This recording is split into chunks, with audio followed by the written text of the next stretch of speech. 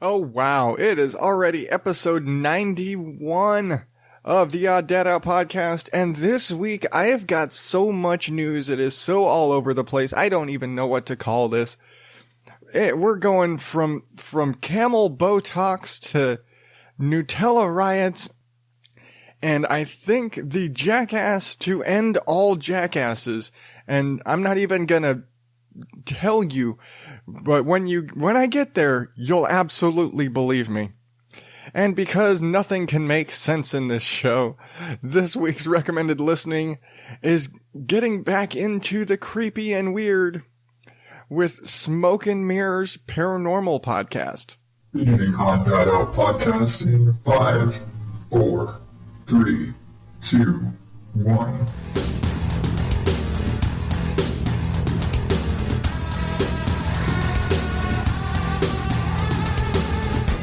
Welcome to the Darel podcast, where normal is not my specialty.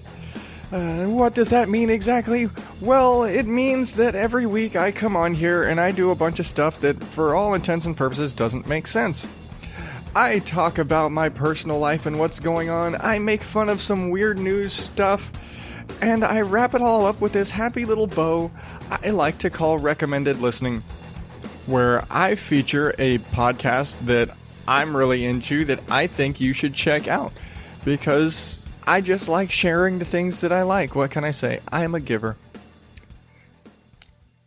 So, how are you doing this week, everybody?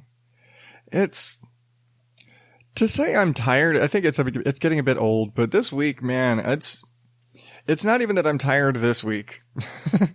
This week, I had a very specific reason, at least over the weekend, for just being like half dead.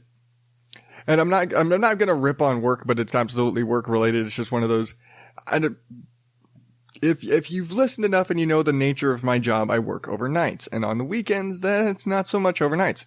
So when, the weekend rolls around, I'm coming off of a Friday night where I worked overnight into Saturday where I might have to be in the day, basically. Usually that's around 11 or 12, something like that. Well, this weekend, unfortunately, just kind of the way the schedule swung with what jobs and what work we had to do, I had to go in on Saturday morning at 8:30 in the morning. That means I had to be at the office at 8:30 in the morning on Saturday, which for most people are oh, that's not a big deal. 8:30, I'm at 8:30 all the time. You don't work overnight. And compounding that problem was the fact that I got out of work at 4 in the morning. Friday night morning, whatever you want to call it. Which then also required taking my tech home because he doesn't drive and he lives right by the office, so it's not a big deal. But, that's 10 more minutes in my drive. So I got home from work right around 5 a.m. Give or take a few seconds. I got home right about 5 a.m. on Friday morning, Saturday morning, whatever you want to call it. I still insist it's not tomorrow until I go to sleep. So for me, 5 a.m., it's still Friday, sorry. But, 5 a.m. my Friday brain. And then I have to wake up 6. My alarm was set to go off at 6:30. So, I didn't sleep. And granted, I hit that snooze button for everything it was worth. But I was dying. It was, and again, let's not forget, faithful listeners, I live nearly an hour, if you were doing the math previously, I live almost an hour from work. So, I had to get up stupid early with, basically a nap to drive an hour on a Saturday morning to be at work at what normal people would call just regular, but for me, this is murder. So, it was not fun. And it was actually, we had a crap load of work. It was looking at our workload for the day, we could have easily been out until probably 10 o'clock at night. No bullshit. That was basically on paper. That's what we had. Fortunately, we didn't have to do that. It was like they kind of, like when we got there and they were like, yeah, they don't want you to do this area because the CEO is in this floor and he's working today. He doesn't want you guys around. So we're like, hey, we get to go home early. Fuck yeah. But it was just, I was dying. I was, all I could say was, I'm glad I wasn't the lead on Saturday. I was working with somebody else and he got to handle all the paperwork and he got to do the driving and do all that bullshit. So I got to sleep on the drive back to the office. Granted, it's like 15 minutes, but the little 15-minute drive back to the office from the last job site, I'm out. Yeah, I checked the fuck out. As soon as we sat down, seatbelt on, I'm elbow propped up against the window and I'm out. So it wasn't a miserable total day. I think we ended up finishing up right around 5 o'clock, which again, most people, that's a normal work day. Fine. Great. That's your work day. Not for me. For me, 5 o'clock is when I'm going to work, not when I'm leaving. And to compound the lack of sleep, on Friday, we had a first round of parent-teacher conferences for one of the boys. So not only did I have a parent-teacher conference I had to do, they also had a half day of school. Which, if we remember back, children, half days of school mean they get out when I'm supposed to be asleep. They basically get out of school at what amounts to dead center of nap time around our house. So I didn't get to take a nap on Friday. I didn't get any sleep on Friday during the day. Neither did the little boys, incidentally, so they were cranky as hell. But I didn't get any sleep on Friday morning. Then I worked until basically 5 a.m. to take an hour nap, spin around, and then go work another 9 hours. I was dead. I was half dead, really. And when I got home and Rihanna was not feeling good, she had a migraine and it seriously seems to be going around. She just had this crippling migraine for days. And actually, Bex from Gareth's Random Ramblings, they didn't do a show this week because Bex was having like a killer migraine. And even last night, the guy I was working with, he was just, it's migraine season, I guess. I don't know. Like, I don't think I've ever actually had a migraine. I think maybe one time, and I don't even know for sure, because I'm terrible with identifying those sort of things. But, yeah, it was just one of those. She was just on the worst part of a, 4-day migraine trip that just had her incapacitated after having to deal with the boys all day with all of that going on and little boys being rowdy and it's a Saturday. So I wasn't even really able to come home and rest. It basically came into, I had to come home, get dinner ready. I grabbed chili dogs on the way home. It was easier that way. But I had to basically come home and tag her out. I had to basically come home and take over because she couldn't function. She was just, she was hanging on by a thread at that point. So I was like, nope. I was like, I might be, half comatose right now, but she can't do anything at this point. She's just she's crippled in head pain. So I was like, I'm getting the boys dinner, getting them all in bed and doing all that stuff before I finally settle down. And I hate seeing her like that because it sucks. And because I don't have a reference for that pain and I have a really, and my scale for pain is way different from a normal human. So it's hard for me I can't really sympathize with her. I have no clue what she's actually going through. And whereas I have Superman, Wolverine pain threshold, my wife has the pain threshold of a grape. And so it's not good for her when stuff is like that. So yeah, a 4-day, killer migraine, she's in that, just kill me now. Kill me. I don't want, just stop. I just, no. So yeah, that sucks. But yeah, all that, and everybody's been getting sick. And I've been fighting coughing here and there. It just seems to be the bug that's going around. I mean, it looks like it's not that killer flu that's been, was it 30 some odd people have died from the flu this season. Holy shit, that's crazy. But hopefully we're all still alive, but it's just been a really bad lingering cough, which after my last stretch of a cough, I'm really being careful about.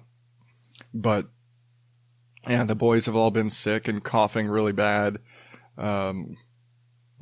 Be like a fever for a day or so, and then just cough for weeks.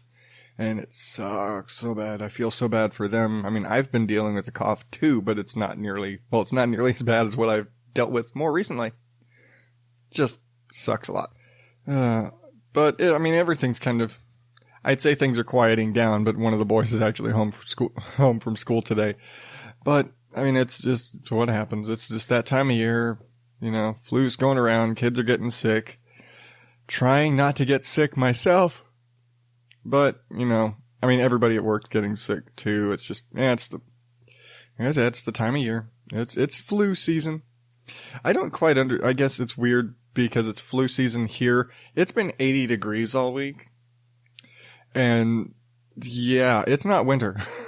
We are not having winter. We've had to turn the air conditioner on.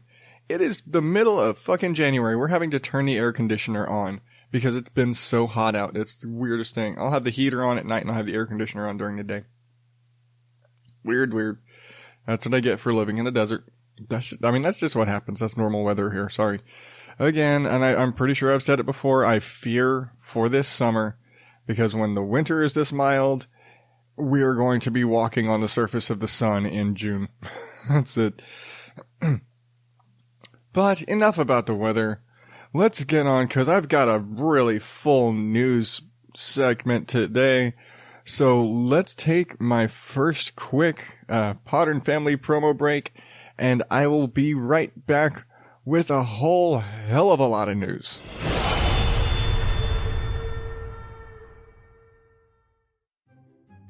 Hey, my name's Paul, and I'm not an animal expert.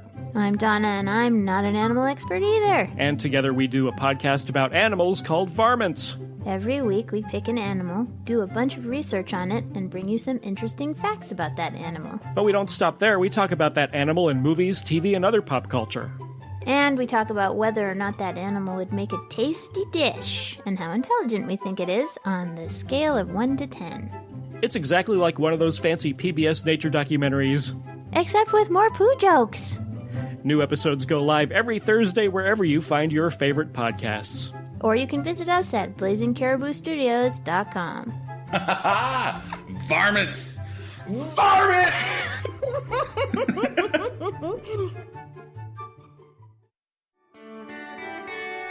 Hi, this is Emily Prokop from The Story Behind, which is a podcast about the extraordinary history behind the ordinary. What does that mean? It means whenever my ADHD gets the best of me, I begin to wonder the stories behind everyday objects. This is the story behind sporks, behind chewing gum, behind hoodies. Places. This is the story behind Mount Rushmore. This is the story behind speakeasies. Or people. This is the story behind Uncle Sam. This is the story behind Betty White. Everything has a backstory, and from what I've noticed from doing the show, not everything is as plain and simple as history books may have you believe. Join me Mondays and Thursdays on your favorite podcast app or at thestorybehindpodcast.com. And thanks for listening.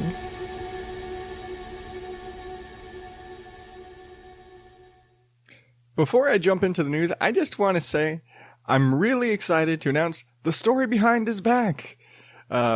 Emily has been on break since November when she did her big musical episode 100.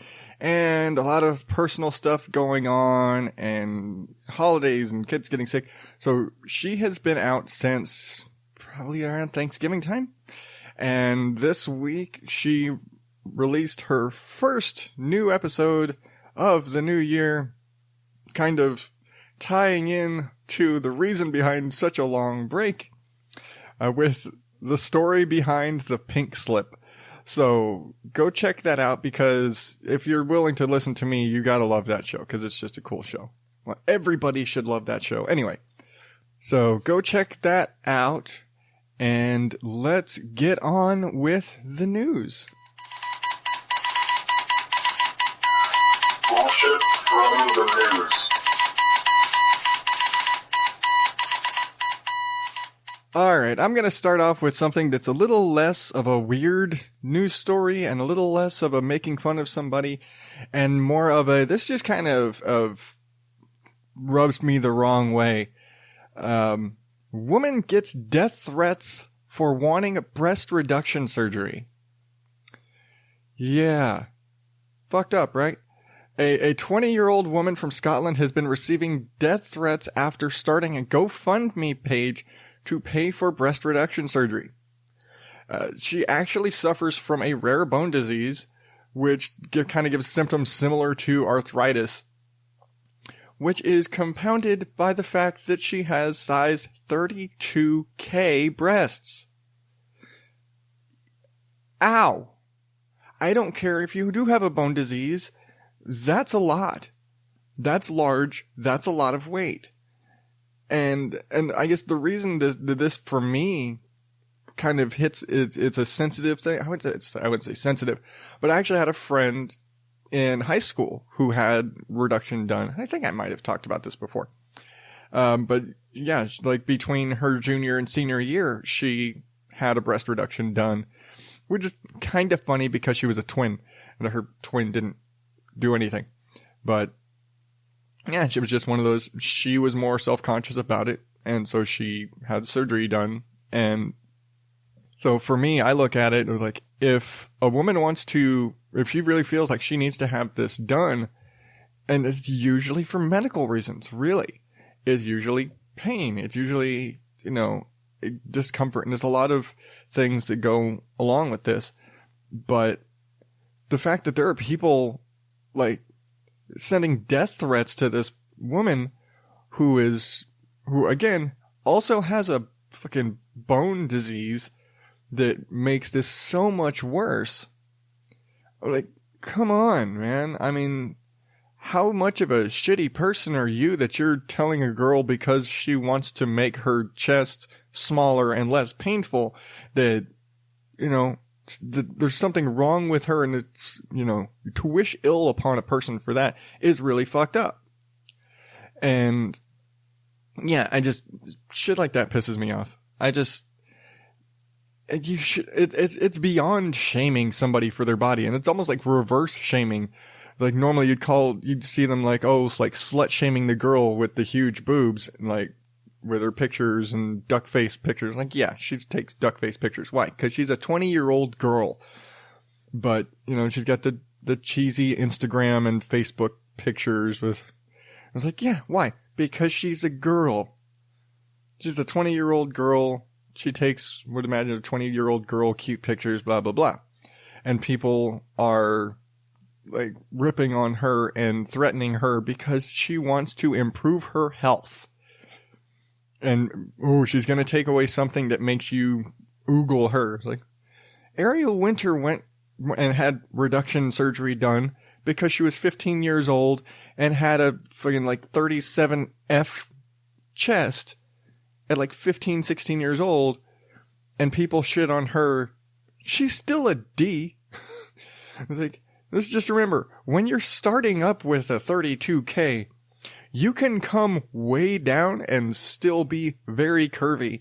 Perv guys that are, and I'm sure there are people in there that were saying, like, threatening her and complaining because she was getting them removed. I was like, don't be such a dick.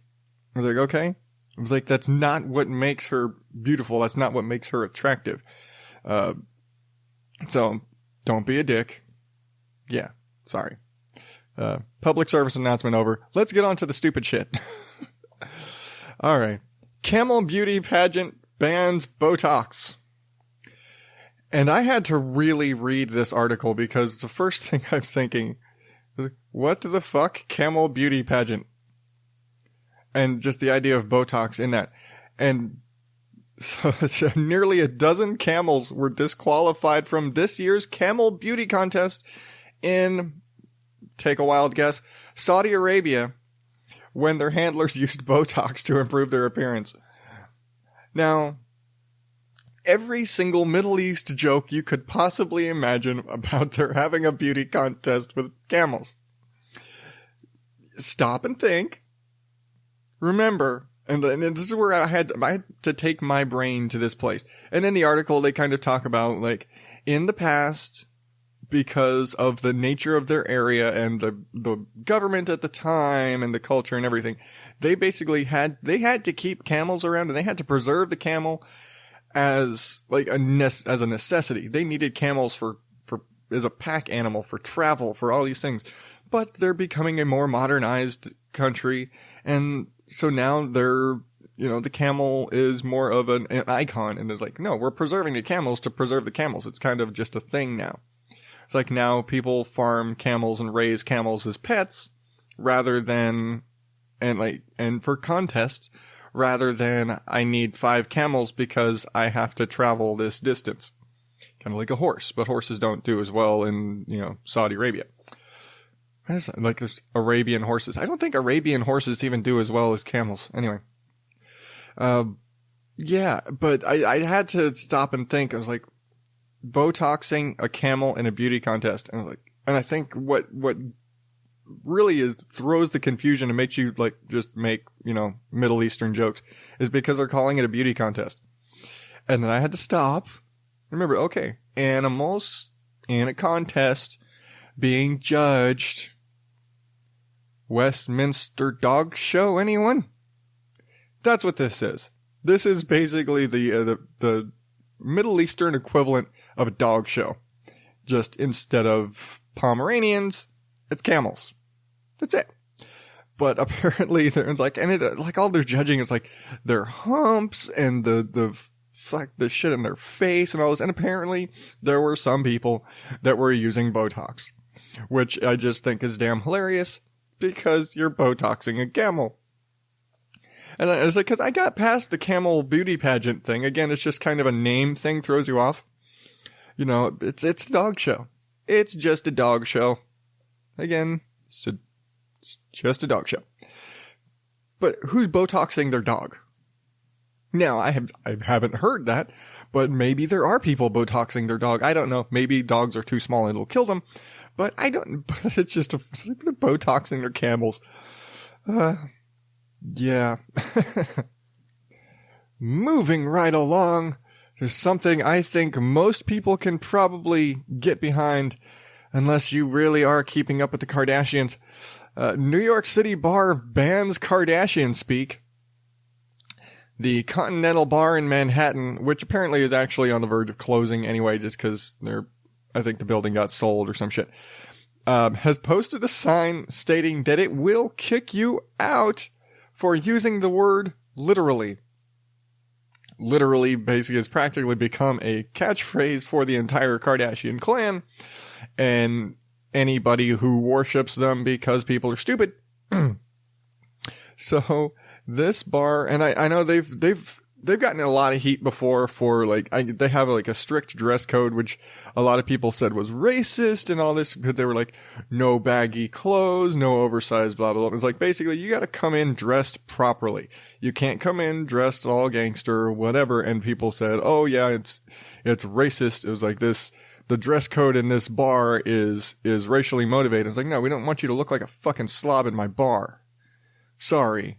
Dress appropriately for being out in public. And oh yeah, while you're here, to quote, sorry, but if you say the word literally, big quotes on the sign anyway, word literally inside Continental, you have 5 minutes to finish your drink and then you must leave. If you actually start a sentence with I literally, you must leave immediately, 3 exclamation points. This is the most overused, annoying word in the English language, and we will not tolerate it. Stop Kardashianism now. I think we can all agree with that. That is so fucking annoying. I want to punch people who talk like that, but I don't That's why I don't talk to people. That's why I don't communicate with people directly. That's why I sit here behind a desk with a microphone instead of going out and interacting with humans directly, other than, the weird, guys at work that are guys. I'm sorry. I thoroughly agree with this, even though it's, kind of a dick way. And there's some people who are like, oh, they're suppressing freedom of speech. No, they're telling people to stop being fucking stupid. Like, we don't want that bullshit in this bar. Sorry. Right to refuse service to anybody who talks like a fucking moron. Because, let's be fair, the Kardashians do it as a catchphrase. They don't, I'm going to hope they're not that stupid. But using literally, because everybody who uses literally uses it wrong. Let's be honest. But yeah, it's just stupid. So, as much as you kind of hear, it seems like the owner is kind of a dick. Yeah, no, it's just, he's right. Sorry. And now we are going from Manhattan to France, where a Nutella sale has sparked riots. A French supermarket chain put Nutella spread on sale at 70% off. Jeez. Why? Wow, that's a huge sale. The rush to get some of the crazy overpriced spread got chaotic. Some locations reported crowds shoving each other and breaking things, trying to get as much of the entirely horrible for you chocolate hazelnut spread as possible. And in some cases, police actually had to be called to dissipate the crowds. It's Nutella, people. And this isn't even the first time that there's been news of rioting and people getting hurt and assaulted over Nutella. It's Nutella. Guess what, people? Nutella is fucking terrible for you. It has been shown that just eating a jar of chocolate frosting is better for you. There is less sugar in a jar of chocolate cake frosting than there is in Nutella. It is god-awful for you. The only reason to eat Nutella is if you are allergic to peanuts. And you want chocolate on your sandwich. People, they market it like it's healthier for you. It's like, no, this is fucking awful for you. It is the worst possible thing you could be eating. My stepmom buys this shit. I was like, I don't get it. I was like, I tried it once. I was like, it's hazelnut and chocolate. It's the same reason. The reason why people prefer Nutella has nothing to do with being a hazelnut spread. It has to do with the fact that they're putting chocolate on their toast. And mom says it's okay. It's like, oh no, it's a hazelnut spread. It's really good for you. Na, na, na, na. Read the label. It's not good for you. It's the same reason people drink Silk and think that it's like, oh, and they do all the taste tests.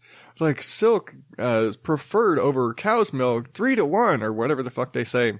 Like, yeah, because Silk is sweetened and flavored, so the standard one they're drinking is sweetened vanilla.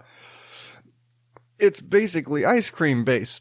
So if you have the option of drinking ice cream base over just milk, yeah, you're gonna drink the flavored shit. That's just how that goes.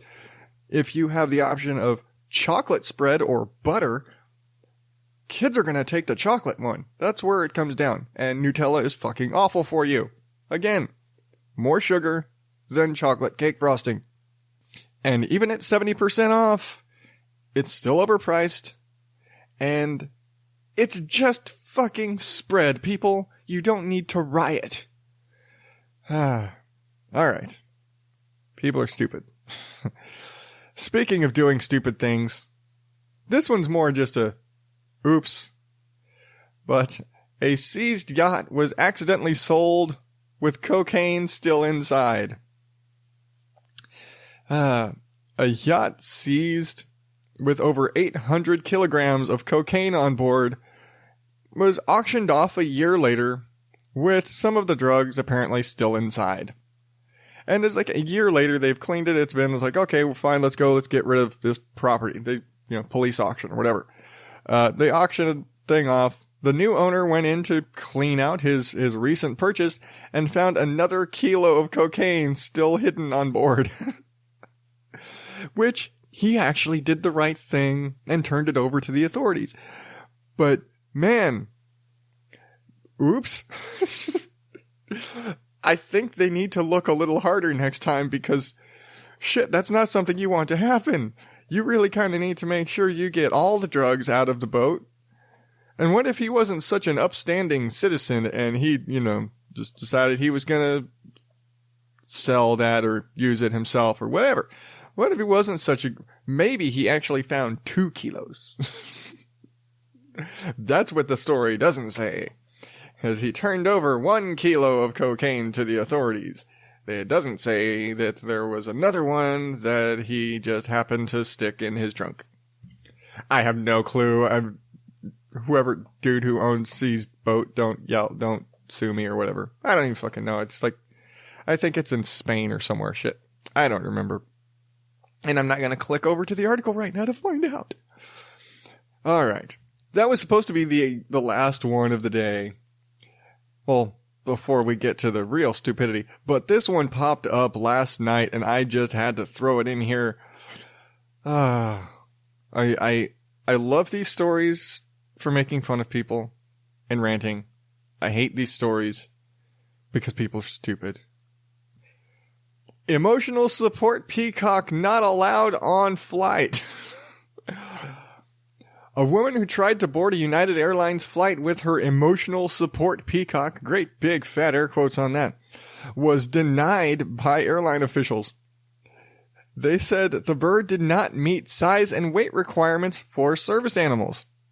And they'd actually told her this 3 separate times before she arrived at the airport.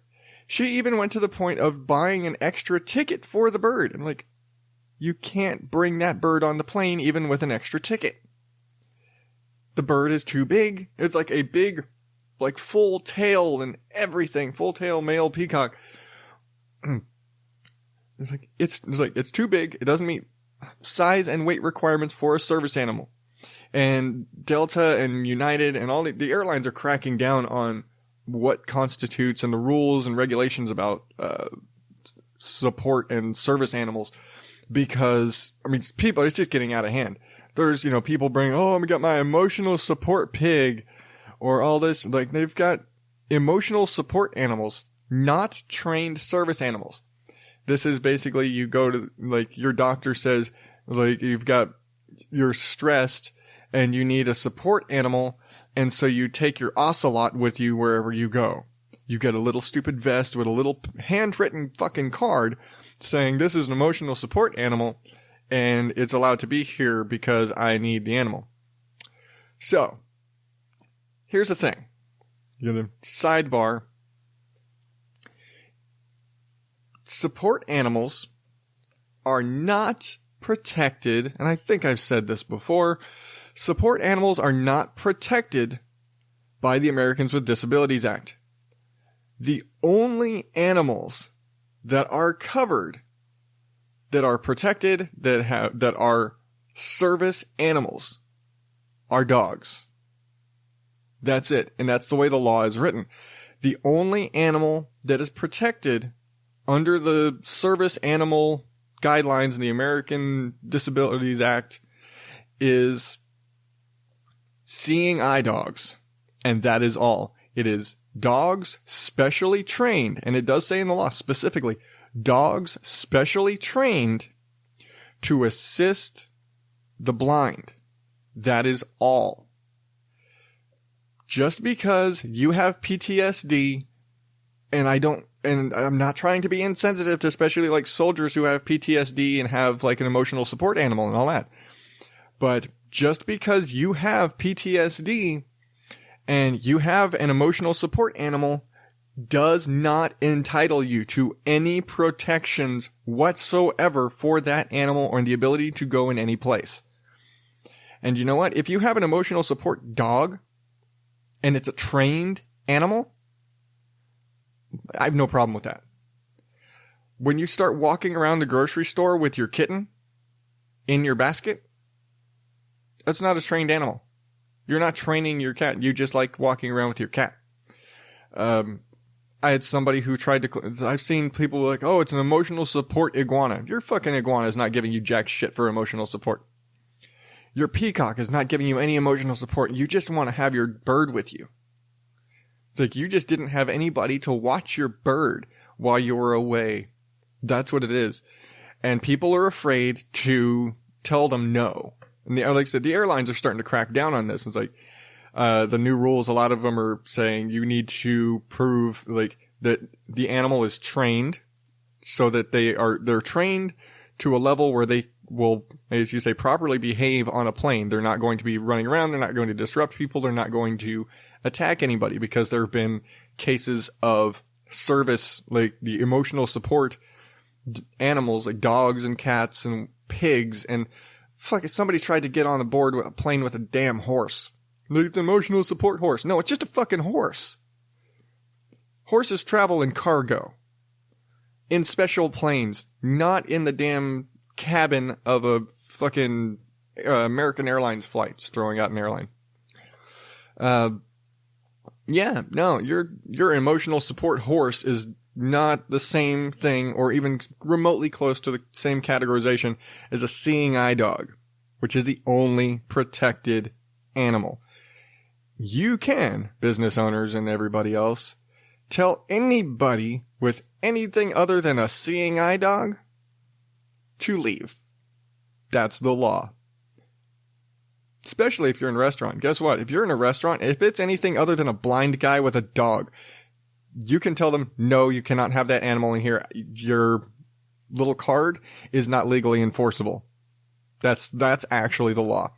I don't agree with this. Like, if you have a special animal, trained animal, that's why it's always dogs. If you have a trained animal that is providing you with assistance, fine. You know, this is a trained dog. Like, this dog sits on the plane. This dog is going to sit right there next to you, and it's going to keep its mouth shut, and it's not going to bother anybody in the world. To just being a dog, not going to run around and bite people or whatever the fuck. Fine. Have your dog and you have your support animal there. Not your peacock, not your iguana, not your pigs, not your fucking whatever. Those aren't support animals. That's your pet. And you're trying to exploit a loophole. Assholes. Alright. Enough of that rant. All that, and that's not even close to the stupidity coming from the Jackass of the week. Parents are trying to cure autism with bleach. I don't even know where to start with this. There is a group of parents, so many sighs, so many shaking my head. There are people out there who think that autism is it's a disease like a common cold that is caused by pathogens. It's caused by germs and things of that sort. And they're trying to treat their children with autism and trying to cure their autism by making them drink bleach. Yeah. And apparently this stems from the Genesis 2 church. There was a guy who was like a former Scientologist, started this church, and they're based in LA and it's starting to spread over into the UK. But these people really think that by feeding their children bleach, that it is going to kill autism. That it gets caused by pathogens and parasites, and that the bleach will kill the pathogens and parasites. Well, that would be true if autism were a germ. There's no autism germ. It's not that kind of a thing. It's like these people legitimately think that like it's a parasite, like a fucking ringworm or, you know, some shit like that that's in their brain that's making them autistic. No, you're born that way.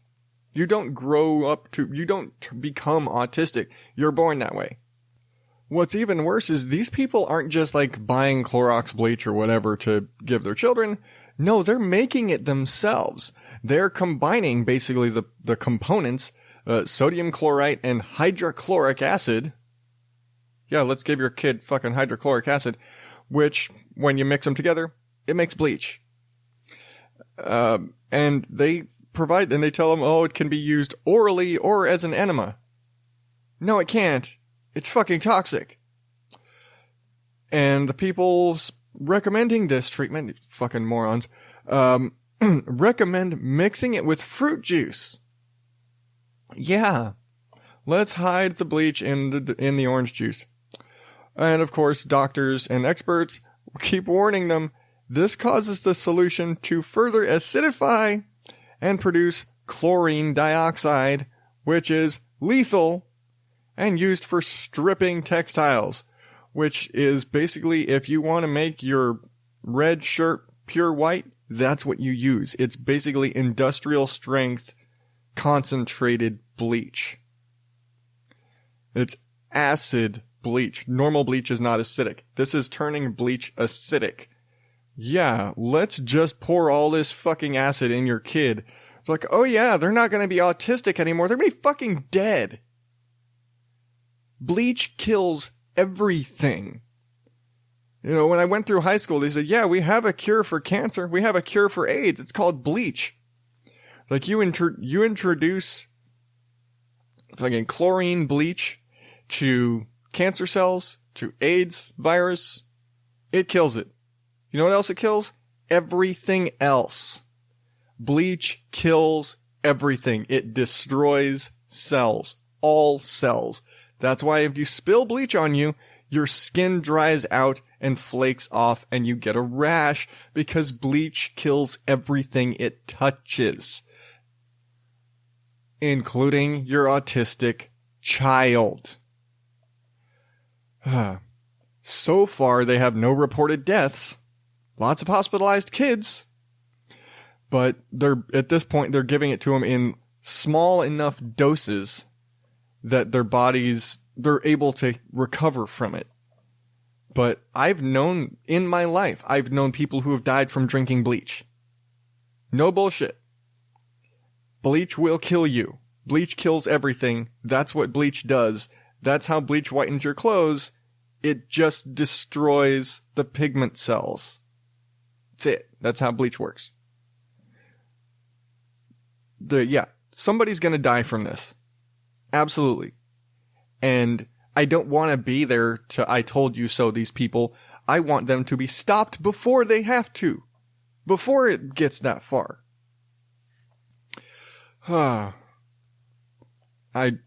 Fuck these people. Like, hard. Not even like a figuratively. Fuck you people giving your kids bleach. Autism isn't a fucking parasite. It's not a bug. It's not a cold.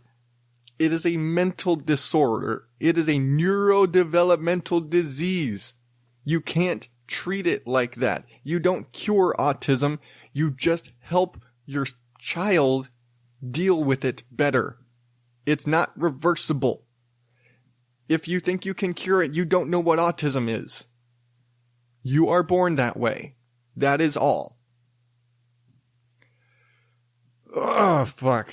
Okay. I need to calm down. Alright. Fuck those guys. I'm going to calm down, take a break, play some more promos, and I'll be right back with this week's recommended listening feature, Smoke and Mirrors.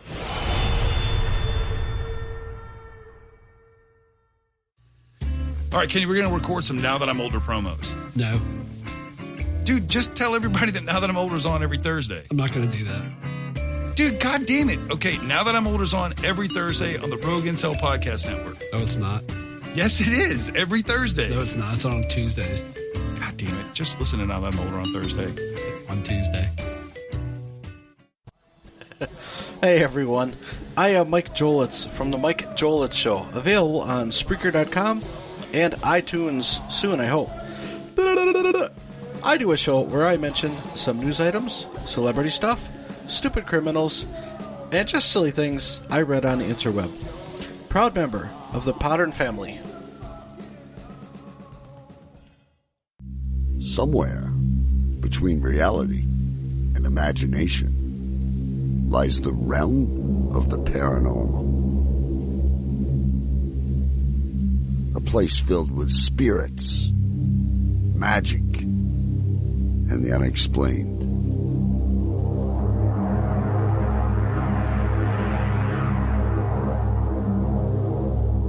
Come with us on our journey to discover if the stories are true or if they are all just smoke and mirrors.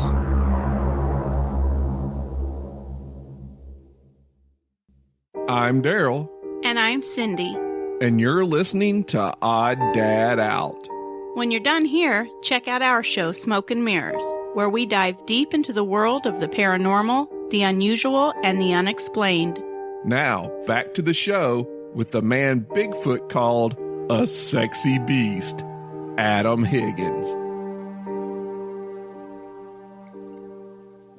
I think I need to start actually giving people scripts when I say to do something for this show, because everybody has this weird obsession with Sasquatch and me for some reason. I don't know why. But, as you have just heard, this week's recommended listening feature is Smoke and Mirrors. And this is actually, if you recognize that voice, Darel is actually also one half of the Bro-Rons podcast that I've featured previously. And this is Darel and his wife Cindy basically taking the opposite sides of the coin perspective to all manner of paranormal and supernatural and conspiracy-y type things. She is a believer and he is, for all accounts, a skeptic. And they've but he's not like one of those hardline skeptics where he's like, nope, everything is fake. But he's one of those people that looks at the evidence and he says, well, yeah, but here's a point where they, contradicted themselves, or, their story keeps changing, or here are the facts and here's why the facts are creating a conflict with, their story, whatever. But it's not just a creepy, crawly ghost stories kind of thing. It's all manner of supernatural and paranormal and weird sort of things. They actually started off with covering the story from The Conjuring, and they dug into kind of the history of the family and the home and them telling the stories of what happened and all that. And they've talked with Bigfoot hunters and psychics, and kind of dug into dark holiday traditions, and they covered when just in December, when they had the big government release of alien information and all that craziness, and even covered this most recent episode talked about demonic possession. And they take these cases and they'll tell stories of, here's a case of a recorded case of, they'll just use demonic possession and go through the facts and like, here's the story of the case. Okay, now here are the facts of the case. Here's things that happened, and go with, and again, Cindy's a believer, Darel is a skeptic, and so he's sitting there basically presenting the facts where they're not trying to convince you one way or the other. They're just presenting their different sides of the equation, you could say.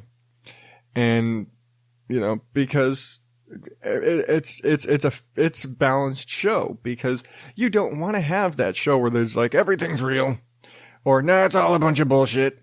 That's not an entertaining show. The only people that are going to listen to that are skeptics. But then you get somebody like me who's just a general purpose into the paranormal and the weird and all that crazy stuff. And I'm familiar with just about every story they've covered just because I'm into those sort of things, which apparently people were surprised by when I said that to somebody else on another show recently.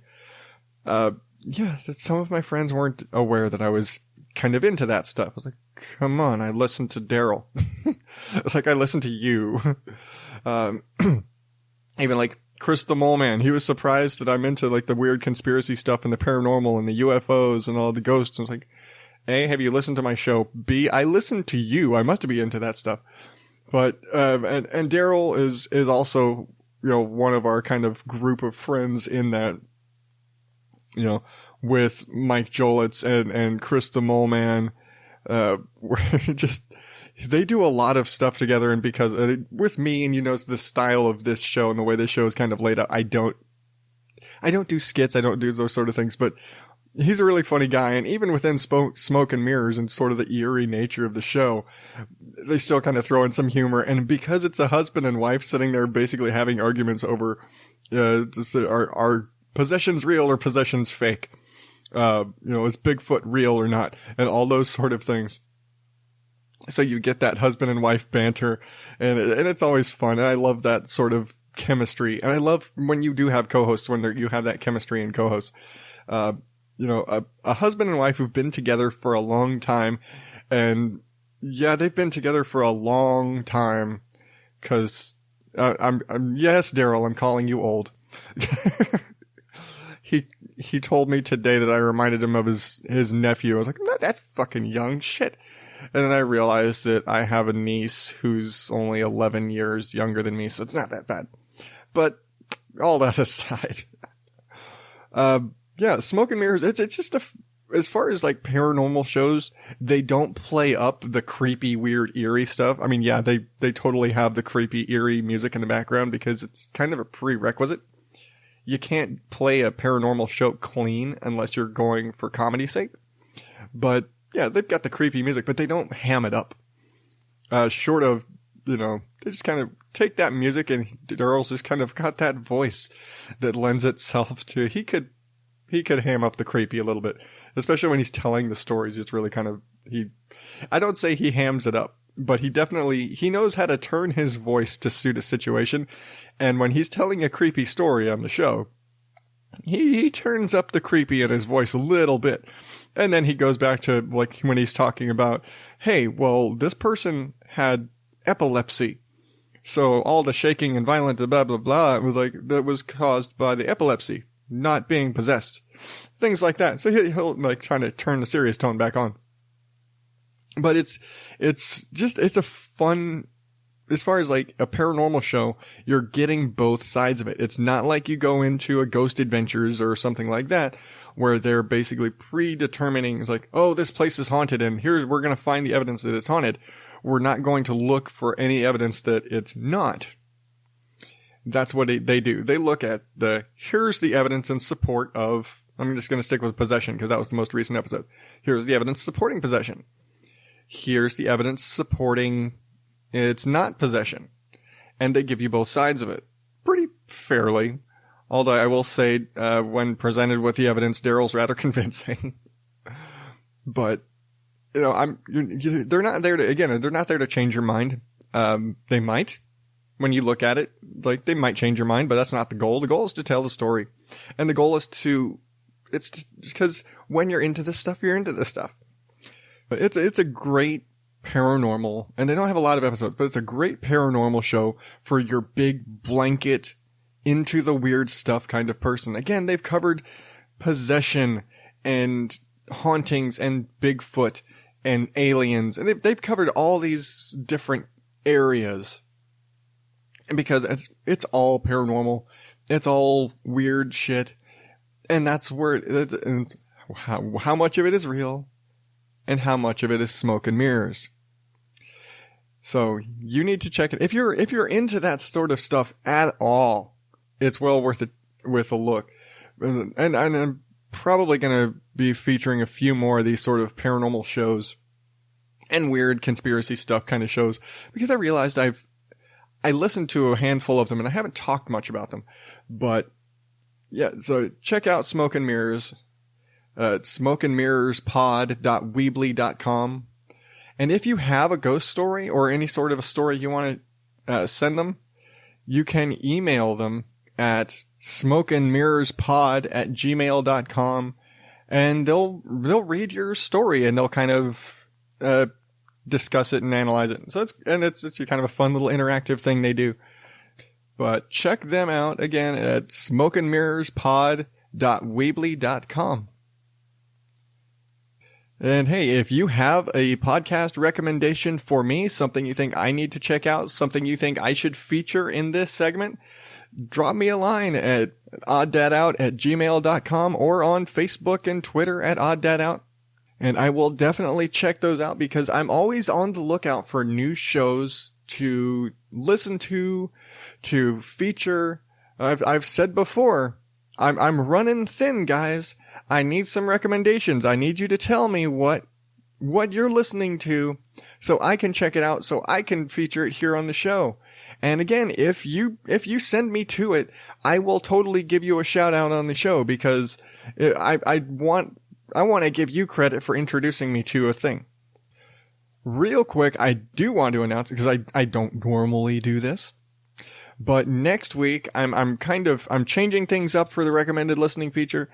And I'm going to be featuring a show that recently ended, as in time of recording yesterday, released their last episode. And I'm going to be having kind of little bits from some other fans of the show. And if everything works out right, one of the characters from the show. Next week, I'm going to be talking about the Karen and Ellen letters. So if you are a fan of the Karen and Ellen letters and you're probably crying your eyes out because it just ended and you want to contribute to the show, I need this by Monday. Record yourself on your phone or your computer or whatever you feel like. Just tell me what you love about the show. What do you dig about the show? Tell me what you think and send it to me at odddadout@gmail.com. Get it to me by Monday, February 5th, and I will get it on the show. Because I'd love to just fill the whole segment with tons of people saying how much they love the show, because then it's less talking for me. Not that I can't just talk on end about everything, but I'd love to hear what other people think of the shows that I'm talking about. And I know this one in particular has a huge following, and its whole thing of the Karen and Ellen letters has been around for a long time. So I want to give this show a proper feature, especially because the show itself has ended. So kind of my way of giving a sign off to a show that I intended to feature, not realizing it was coming to a close. So that's for next week. Again, if you want to contribute to that, send it over to odddadout@gmail.com. Get it to me by Monday the 5th. And I will get it in there for you, because, again, I love sharing the things I love, and I want you to share the things you love, too. Alright, enough with all of the begging and pimping of other stuff and all of that craziness. It's time to wrap up the show.